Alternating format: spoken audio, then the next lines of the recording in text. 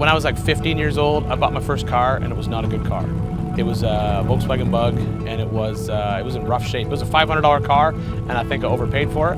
But I kind of knew how to work on, that taught me that I knew how to work on cars. It just came natural to me. So ever since then, all I've ever wanted to do is work on cars. And I've been lucky that I've been able to make my living basically working on cars in some way or another. So I would say probably what drew me to cars or automobiles or whatever was just, I guess part of it was just luck, but it was just the joy of working on it.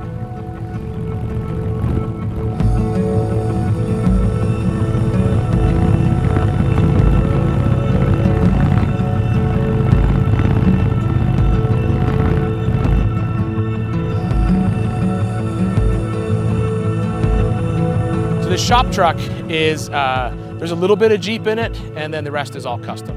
It started with the idea, we brought tube buggies out to Moab a few years in a row for Easter Jeep Safari, and bringing a tube buggy to Easter Jeep is kind of like taking a crotch rocket to Sturgis. Yeah, it's a better vehicle, but it's less fun and it's not as cool because it's not a Jeep.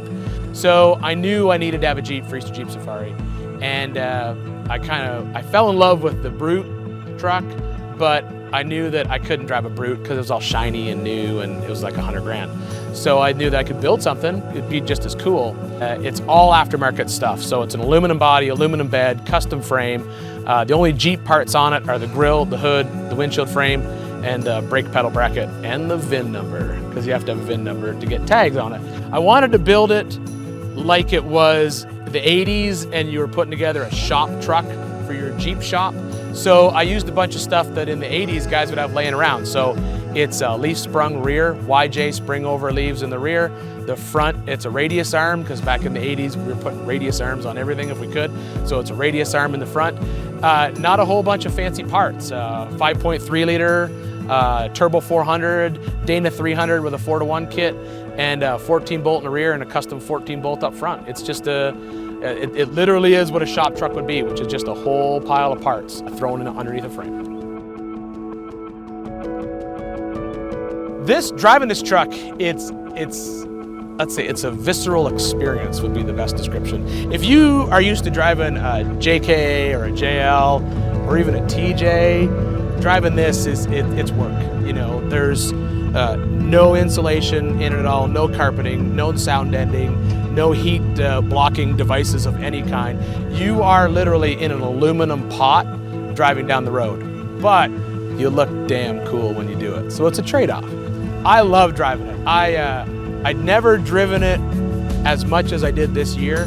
I got invited on some pretty cool like long distance trips, and I'd never driven it 150 miles. I was like, who would drive this 150 miles? It's not comfortable.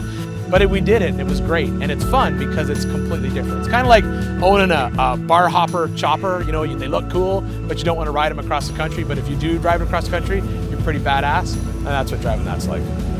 It's done so much stuff. You know, it's basically almost wheeled coast to coast. We took it on Ultimate Adventure up through New Hampshire, Maine, Pennsylvania, so the entire Northeast.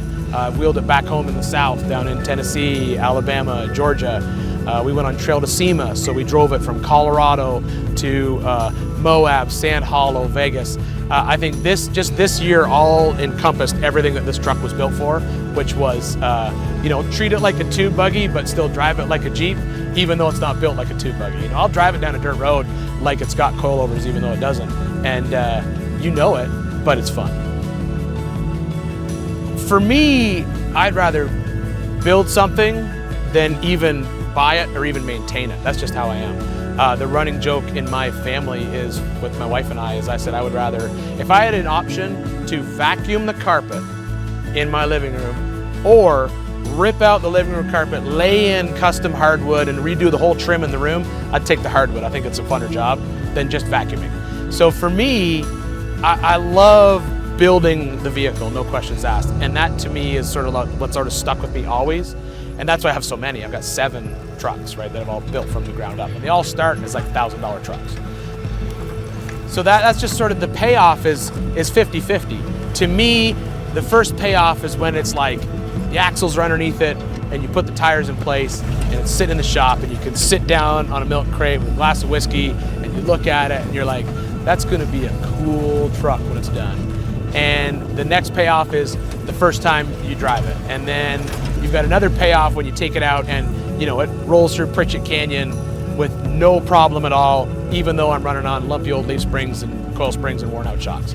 I think that there's different points when I love the truck even more, but I would say there's never a point where I don't love the truck, ever. Never, it's never happened on this one. I knew I wanted this truck. I knew I wanted the aluminum cab and the aluminum bed, and I just basically ordered that and then ordered the frame rails and built from there. We went from a hole in the shop to a rolling chassis in one day, just me and a group of buddies at their shop.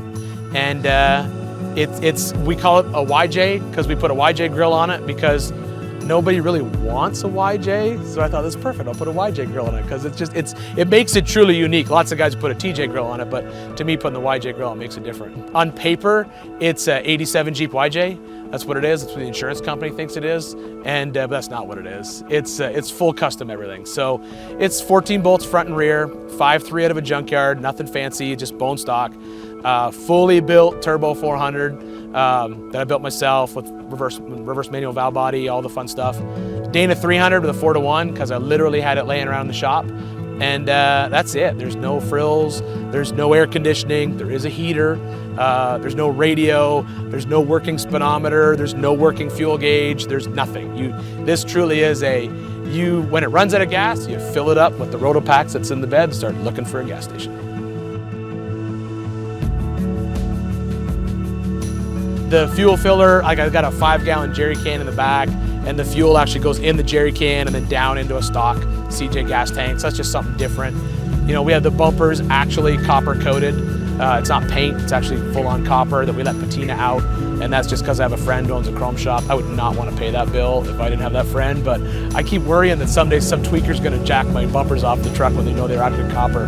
But I mean, over time, the truck has just kind of evolved. There's always little things that we kind of do to it here and there, but it's still, I never think of adding any kind of creature comforts to it because I think that would ruin the truck in my mind. I just like it dirty and raw, and that's sort of how it lives its life, and I love it.